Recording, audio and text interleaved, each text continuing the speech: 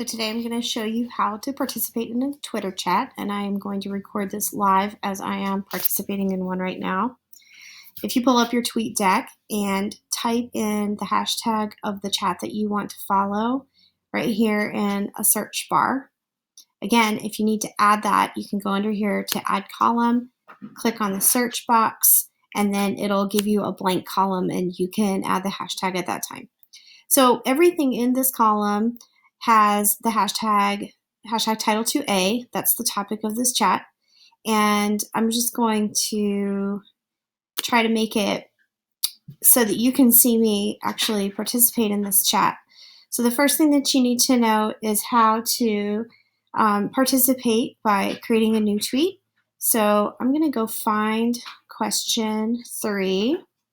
And usually they're labeled somehow. Sometimes they have a little graphic here. This one's a little hard to see, so I'm going to click on it. It says, question 3, how have you benefited professionally from hashtag Title2A funds being used to pay professional learning stipends and substitute teacher costs? So I am going to start a new tweet by clicking new tweet. I'm going to answer number 3. So I'm going to put A3 and say, my district uses funds to pay for subs when we have professional development on site. All right, and then don't forget Title2A. A little tip is to type it once and copy it, so then you just paste it every time, and then you just hit tweet. Now, let's say somebody else says something that you want to respond to. And here, I'm going to respond to this. I know teachers whose NBPTS fees have been covered by Title II funds. I have a question about that. So I'm going to hit this little reply button, and I'm going to say, do you know if that was part of a program, or can those funds simply be used according to a district's plan? Now, technically, you don't have to put the hashtag in there because you're replying to him, but if you want it to show up in the feed, then you should. So then I'm going to tweet that. Okay, so that's how you reply, and he's going to get a notification that I replied to him, and maybe he'll reply to me. The next thing that you can do is you can actually reply with the quote, a quoted tweet. That's what this person did right here. She replied and quoted the original tweet. So I'm going to do that with this person.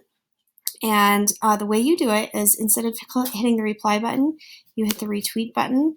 But instead of hitting retweet, you say quote tweet. And you say, aloha, glad you are here.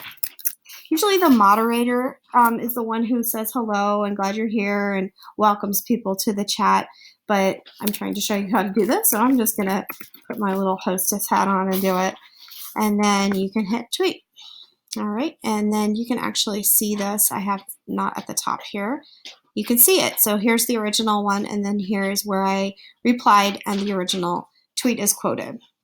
Now you can simply retweet something if you want, and let's see if we can find something that we want to retweet. All right, I like this one. So we're going to hit the retweet button, and all you do is retweet it. Okay, and what that does is it goes out to everybody that's following you, but it also hits these hashtags once again, so it doubles the effect.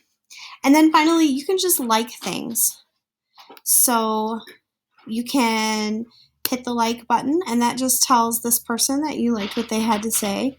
It's a way of interacting that's a little bit easier and simpler to make happen.